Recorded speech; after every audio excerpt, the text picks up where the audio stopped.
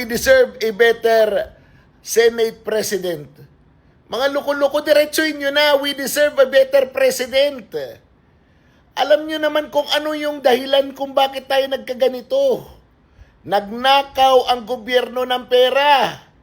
Kinuha yung pera ng PDIC, PhilHealth at kung ano-ano pa. Pinapasoli, isinuli sa national budget din, ikukuhanin. Diba? Flood control na katakot-takot ang Ghost Project. Tapos, sasabihin nyo, we deserve a better Senate President.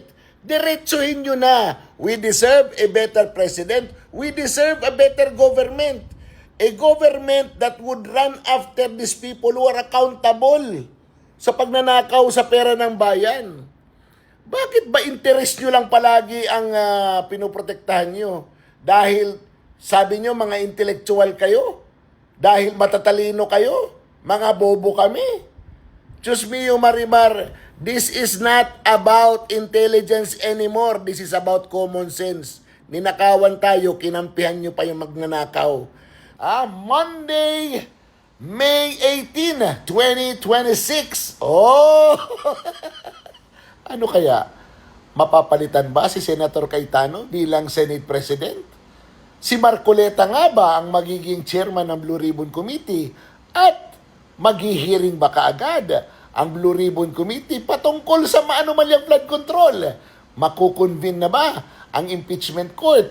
Magruruling na ba ang Supreme Court doon sa petition ni Senator Bato?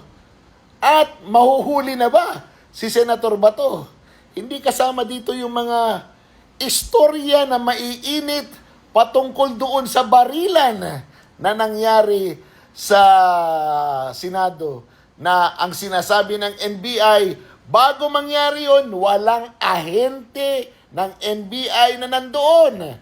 Sinabi ni Matibag, nandito kami sa Sequoia Hotel lahat at meron kaming fellowship. Walang ahente doon.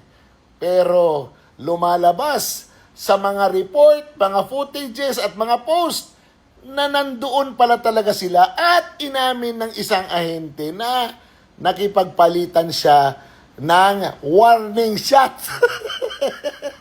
kay Sergeant at Arms ng Senado. Oh.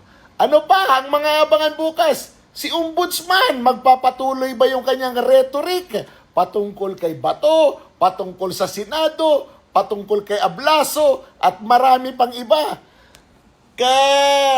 Panapanabik ang mangyayari bukas.